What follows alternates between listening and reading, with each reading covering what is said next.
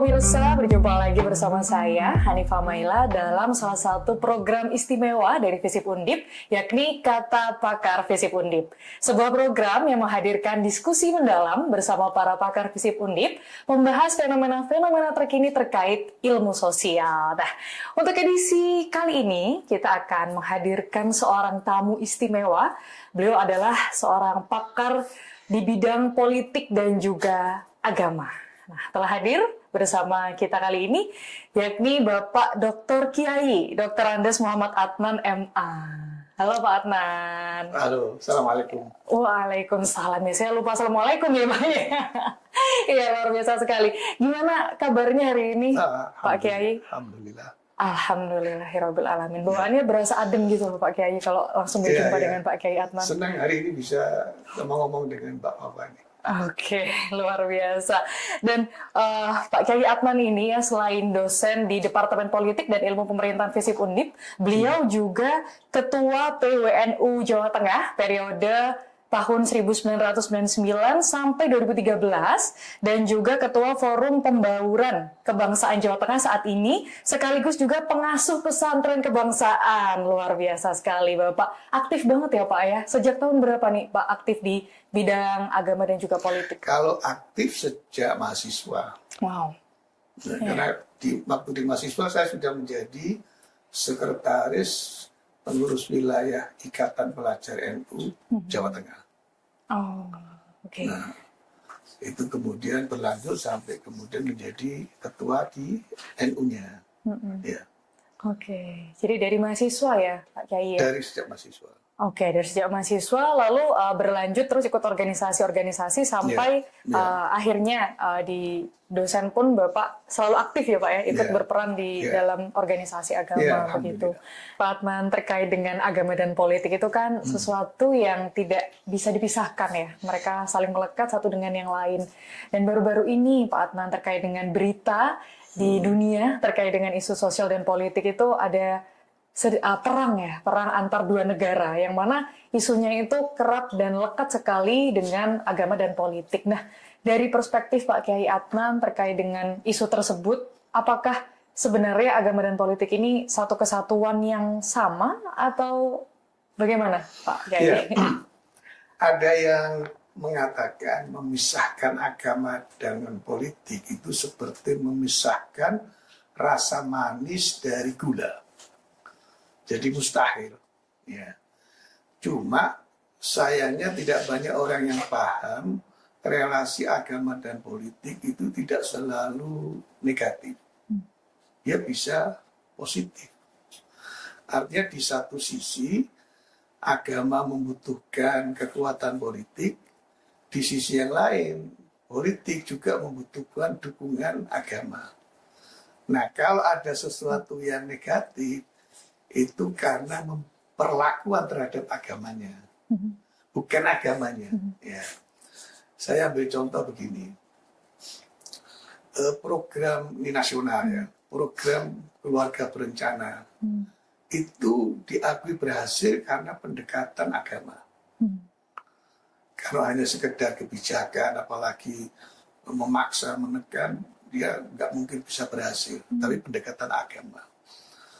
Yang kedua, di negara lain, saya pernah membaca sebuah kisah. Jadi di India, orang-orang yang beragama Hindu, itu kan mensucikan sungai Gangga. Sungai Gangga itu dianggap suci. Ya. Maka dia melakukan aktivitas di sungai Gangga, itu merasa sebagai sebuah ritual. Mencuci, mandi, buang air, bahkan buang mayat. Mereka yang tidak mampu untuk membakar jenazah itu dilarung di Sungai Gangga, menyatu dengan kesucian Sungai Gangga. Nah, PBB melihat kotoran yang masuk ke Sungai Gangga itu kan mencemari, mengotori kesehatan. Tingkat kesehatannya menjadi rendah. Dibuatlah sebuah program sanitasi. Sanitasi dibikin bilik MCK. Ya, gak ada yang pakai. Kenapa? Karena keyakinan terhadap Sungai Gaga. Kalau mereka mandi, cuci, buang air di tempat kamar yang disediakan, mereka tidak menyatu dengan Sungai Gaga yang dianggap suci. Ya, nah gagal program itu, gagal. Kemudian dievaluasi. Oh ternyata persoalannya karena keyakinan keagamaan Hindu. Ya, maka ditempuhlah cara pendekatan menggunakan agama Hindu. Yaitu apa? Air yang berasal dari MCK, yang awalnya itu masuk ke septic tank, yang awalnya itu ditampung, kemudian dibuatkan teknologi yang airnya yang sudah bersih tetap mengalir ke Sungai Gaga. Air mandi mereka, air tempat mencuci mereka, itu tetap mengalirnya ke Sungai Gaga. Nah, baru berhasil. Jadi sebetulnya begini, politik itu, kenapa relasi agama dan politik itu bisa negatif, bisa positif? Karena yang pertama, kalau kita memahami politik semata-mata hanya sebuah kekuasaan, dan kemudian orang menggunakan segala macam cara, menghalalkan segala macam cara untuk mendapatkan kekuasaan itu, maka bisa saja agama dijadikan benteng. Agama bisa dijadikan alat, jubah untuk melegitimasi ambisi politik kekuasaan. Tapi agama juga bisa memiliki sisi positif. Karena apa? Karena kalau memahami politik tidak hanya sebagai kekuasaan, tetapi politik, ada politik kekuasaan, ada politik kebangsaan. Nah, kalau kita menempatkan politik kebangsaan yang tidak hanya untuk kekuasaan, tetapi untuk kemanusiaan, untuk pembangunan. Contoh yang tadi di awal saya sebutkan tentang program KB, atau di India program sanitasi, dia positif. Terakhir, bahkan mantan Direktur Bank Dunia awal tahun 2000-an itu mengakui banyak program-program pembangunan Bank Dunia di negara berkembang yang berhasil karena dukungan agama. Ya, jadi kalau menempatkan agama dengan politik kebangsaan, maka dia akan positif. Malah justru agama dibutuhkan. Tapi kalau menempatkan agama dalam konteks politik kekuasaan, dia bisa negatif. Dan itu bukan hanya kemarin, sejak zaman Dal. Jadi itu orang sudah menggunakan legitimasi agama untuk mempertahankan, memperbesar, memperkuat kekuasaan dan seterusnya.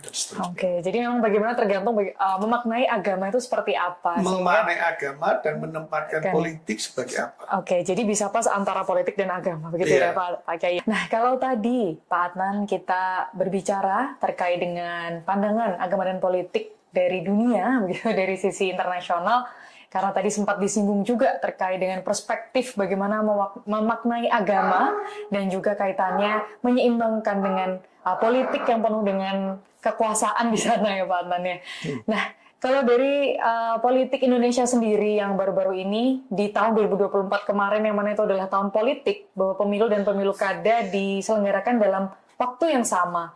Nah, terkait dengan makna tadi, terkait dengan agama dan politik menyeimbangkan di antara keduanya, kaitannya dengan kampanye nih, Pak Adnan. Bagaimana pandangan Pak Adnan terkait dengan hal tersebut? Tapi sebelum itu saya ingin menambahkan satu kisah lagi. Boleh. Karena ini menarik. Jadi ketika awal-awal pesawat komunikasi lewat telepon itu ditemukan dan diciptakan, lalu pada saat itu pemerintah Saudi Arabia baru saja berdiri, kerajaan Saudi baru saja berdiri, didirikan oleh Al Saud, keluarga Saud. Dia menolak keras teknologi komunikasi lewat telepon itu. Meskipun penasihat kerajaan sudah meyakinkan pentingnya alat itu, gagal untuk meyakinkan. Dan baru berhasil ketika menggunakan pendekatan agama. Bagaimana pendekatan itu yang berhasil? Kata penasihat kerajaan, wahai raja, ini yang terakhir kali kami mohon.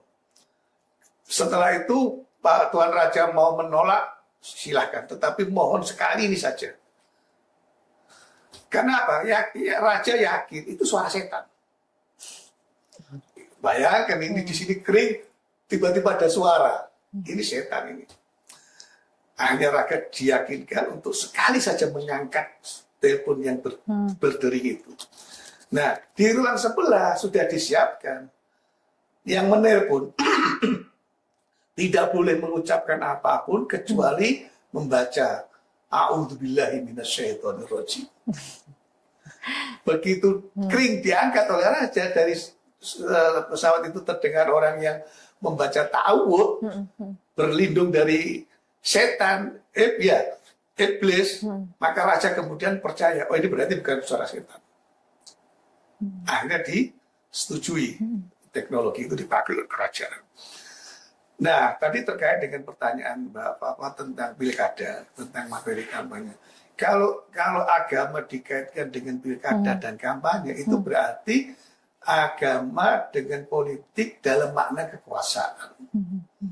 Ya, bukan dalam makna politik kebangsaan, tidak dalam makna politik keumatan, tidak dalam makna politik kemanusiaan, tapi politik kekuasaan. Nah, kalau itu sudah pasti akan terjadi perang ayat. Iya. Perang politik identitas itu yang pernah terjadi juga ya. Politik identitas, yaitu identitas keagamaan. Sudah pasti terjadi perang ayat. Tidak hanya antar agama, bahkan sesama pemeluk agama bisa perang ayat. Ya, masih ingat dulu waktu zaman Orde Baru, Golkar menggunakan ayat, P3 juga menggunakan ayat. Saya nggak perlu bahas lagi. Ya. Jadi kalau hari ini ada politikus atau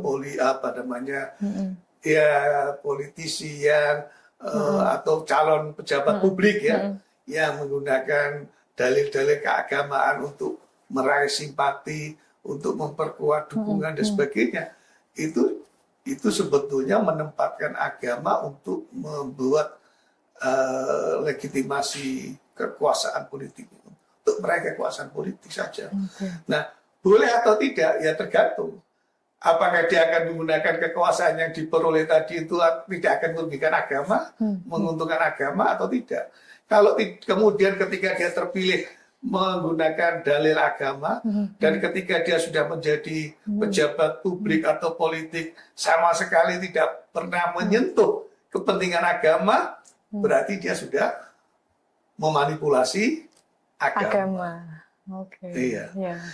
Nah, pertanyaannya, kalau kemudian dia menggunakan kekuasaannya untuk kepentingan-kepentingan yang menguntungkan agama dan umat beragama, ya itu boleh-boleh saja. Ya, karena apa? Karena memang masyarakat ini masyarakat yang religius, ya, atau setidaknya masyarakat yang menempatkan agama itu sesuatu yang harus dibela. Meskipun mungkin kalau dia orang Islam belum tentu sholat, ya. Meskipun dia orang Kristen belum tentu setiap minggu ke gereja. Tapi kalau sudah disinggung urusan agama, dia akan bangkit. Sensitif ya? Sensitif. Yang paling sensitif dari semua identitas adalah identitas keagamaan. Karena apa? Karena di sana ada surga dan neraka. Ya. Jadi ketika dia menjadi tersinggung, dia mengharapkan dia akan masuk surga. Iya, jadi memang sangat kompleks sekali dan sangat bersinggungan sekali Pak Adnan ya, terkait dengan bagaimana kepercayaan, bagaimana respon masyarakat. Nah, kiranya sebagai masyarakat melihat kondisi yang sangat dinamis itu yang ada di Indonesia khususnya pada saat kampanye pemilu dan pemilu kada yang lalu, bagaimana sikap sebagai masyarakat menanggapi hal itu seharusnya Pak Adnan? Karena kan kadang saya suka mendengar tuh kadang tetangga-tetangga saya derek Pak Kiai mawon misalnya gitu, atau punya paham-paham sendiri terkait dengan pilihan berdasarkan dengan kalau itu tidak terkait dengan agama, tetapi terkait dengan figur atau tokoh agama yang dia sukai. Tapi berdasarkan biasanya terkait dengan agama juga Pak Adnan. Itu bagaimana supaya cerdas dalam menganalisis hal tersebut, khususnya dalam demokrasi untuk memilih yang terbaik? Kalau urusan seseorang memilih berdasarkan referensi tokoh yang dia suka atau kelompok yang menjadi bagian hidupnya, itu tidak hanya agama. Jadi contoh misalkan di masyarakat Jepang. Masyarakat Jepang itu masyarakat pemilih yang sangat kental identitas kelompoknya. Ketika di situ ada kelompok petani memilih Partai Liberal Demokrat, udah seluruh anggotanya. Nggak akan ada yang berbeda. Ya, tetapi itu lebih terkait dengan persoalan-persoalan yang in-group feeling, perasaan kekeluargaan, kelompok dan sebagainya. Nah, kalau di Indonesia memang figur kiai itu sentral dan banyak politikus yang tahu tentang posisi sentral kiai. Ya, tapi jangan lupa sekarang ini juga terjadi banyak perubahan. Ya, tidak semua santrinya mengikuti pilihan politik kiai. Ini dia. Ya, kata mereka yang tidak sesuai. Kalau urusan agama saya ikut kiai, tapi urusan politik saya ikut politikus. Kadang itu perbedaannya. Ini sudah kita singgung pemirsa terkait dengan peran santri juga. Ini sangat menarik sekali untuk kita bahas. Nah, selaku pengasuh pesantren kebangsaan yang tadi Pak Atman juga sempat membahas terkait dengan agama dan politik, khususnya politik kebangsaan, yang ternyata ini menjadi salah satu moto ya Pak ya. Akhirnya terbentuklah suatu pesantren kebangsaan yang sungguh sangat luar biasa sekali. Sekarang jumlahnya udah ada berapa Pak santrinya Pak? Santrinya nggak banyak. Sekitar 30-an. Tapi kapasitasnya memang hanya 50-an. Oke, masih bisa ada yang bisa join gitu Pak? Ke pesantren kebangsaan masih boleh? Masih boleh ya? Kalau nanti pemirsa barangkali ada yang lihat itu mau bergabung. Ya. Syaratnya mahasiswa. Cukup itu, perlu KTM juga ya? KTM ya. Oke, pastinya ada KTM-nya ya. Jadi buat pemirsa nih yang nonton Kata Pakar Visip Undip yang ingin bergabung bersama dengan pesantren kebangsaan dan diskusi bersama dengan Pak Kiai secara langsung ya Pak ya, itu bisa banget gitu. Nah, berbicara terkait dengan peran santri khususnya kan kalau di ranah pesantren, ya karena ini kita sekarang berbicara terkait dengan pesantren kebangsaan itu kan tidak lepas dengan lembaga pendidikan ya Pak ya. Nah itu bagaimana akhirnya nantinya kualitas daripada pesantren itu yang tadi Pak Kiai sampaikan tetap pada marwahnya untuk kebangsaan gitu. Itu bagaimana untuk menjaga itu Pak? Ya itu yang selalu menjadi bagian penting setiap pengajian, bahkan ngaji kitab pun bisa muatannya bisa tentang politik kebangsaan. Itu yang selalu yang menjadi bagian dari concern pesantren kebangsaan. Karena saya ingin mahasiswa rata-rata mahasiswa Undip, hanya ada satu yang dari non Undip. Saya ingin mereka menjadi sarjana, menjadi ilmuwan, tetapi memiliki moralitas agama yang tinggi. Ya, tidak hanya memiliki sikap perilaku moral yang baik, tetapi moralitas keagamaan yang baik. Dia tetap tawadu, dia tetap bermanfaat untuk masyarakat, untuk bangsa. Dia tetap menjadi bagian yang mempertahankan negara ini, bukan menjadi bagian dari yang akan merobohkan fondasi negara ini yang sudah dibangun dengan susah payah. Makanya nama pesantrennya kan kebangsaan. Ya ini kan ikhtiar kecil, tapi alhamdulillah. Karena begini, kalau demokrasi itu salah satu esensinya adalah partisipasi. Dan partisipasi yang paling atau puncak dari partisipasi adalah memberikan suara pada saat pemilihan umum, maka keberadaan pesantren itu memperkuat demokrasi. Kenapa? Karena ketika kiainya kasih perintah harus milih, nggak ada yang berani melawan untuk tidak menggunakan hak pilih. Ya, bayangkan misalkan sebuah pesantren yang santrinya 3.000 punya hak pilih semuanya. Itu ada satu caleg itu bisa menang suaranya dari pesantren itu. Wah, perlu dipertanyakan ini Pak ya. Nah, ya itu.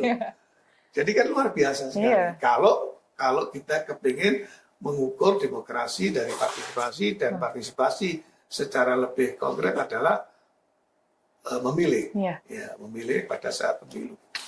Kontribusinya besar sekali. Karena kami yang di pesantren itu selalu menekankan bahwa memilih itu bukan kewajiban, ya, itu hak, tetapi hak itu harus disyukuri, tidak boleh disia-siakan. Nah, cara mensyukuri hak itu adalah memberikan suara. Kalau tidak memberikan suara, berarti menelantarkan nikmat. Yes. Karena banyak sebetulnya dulu kan meskipun sudah demokrasi, tidak semua orang punya hak pilih. Yeah. Perempuan misalkan, punya hak pilih itu kan belum lama. Orang miskin punya hak pilih belum lama. Dulu punya hak pilih hanya orang kaya yang bayar pajak. Perempuan nggak punya hak pilih. Sekarang kan tanpa siapapun punya hak pilih. Demokrasi, siapapun punya hak pilih. Maka kalau kita sudah komitmen dengan demokrasi di Indonesia, ya kita syukuri. Kita syukuri nikmat kita diberi hak untuk memilih. Tidak hanya dipilih. Apalagi hak dipilih. Lebih belum lama lagi. Ya kan? Iya. Iya. Perempuan dulu boleh memilih, dipilih belum boleh. Iya. Sekarang memilih, dipilih, maka bentuk mensyukuri itu nikmat. Bentuk mensyukuri nikmatnya adalah memilih. Itu diajarkan di pesantren. Luar biasa. Jadi memang banyak bentuk partisipasi yang dilaksanakan dengan sangat demokratis ya Pak ya, di pesantren khususnya. Ini bisa menjadi inspirasi pemirsa ya, buat yang pengen join ke pesantren gitu, tapi masih jangan memilih. Itu juga yang saya ajarkan di FISIP. Wah, luar biasa. Jika mata kuliah agama dan politik. Ya. Tidak hanya Islam. Tidak hanya Islam. Karena ketika kita bicara agama dan politik itu kan semua agama. Nah, saya ingin kembali lagi tadi itu, khususnya 3 agama langit, agama Yahudi, Nasrani, dan Islam, itu memang dekat dengan urusan politik. Kenapa? Karena ketiga agama ini juga mengatur tentang kehidupan sosial, mengatur tentang kehidupan duniawi, mengatur tentang kehidupan kemasyarakatan. Dan itu berarti tidak bisa dilepaskan dengan persoalan politik. Nah, agama-agama yang non-samawi seperti agama Hindu, Buddha, Konghucu, itu saja sekarang juga masuk ke ranah politik. Bagaimana kelompok garis keras ya Hindu di India yang ingin mendirikan agama Hindu? Bagaimana Buddha di Myanmar menggunakan kekuatan agama atas nama agama menekan kelompok minoritas Rohingya? Yes. Ya, bagaimana Singapura menggunakan nilai-nilai Konfusianisme untuk memotivasi warganya dan berhasil menjadi disiplin, tertib, maju secara ekonomi, ya, pekerja yang tangguh. Dari mana mereka membangun? Salah satunya nilai-nilai Konfusian yang dikembangkan. Nah, ya mudah-mudahan kita terinspirasi. Iya benar, dari makna kebangsaan tadi Pak Kiai, luar biasa. Nah ini yang bisa kita tangkap dari Pak Kiai Adnan sangat luar biasa sekali. Namun sebelumnya mungkin ingin ada closing statement khususnya terkait dengan pemirsa yang nonton YouTube kita kali ini, Pak Kiai, supaya semakin tercerahkan wawasannya terkait dengan agama dan politik, khususnya makna kebangsaannya tadi Pak. Saya kira sudah banyak yang saya sampaikan tadi. Closing yang paling afdol itu adalah wassalamualaikum warahmatullahi wabarakatuh.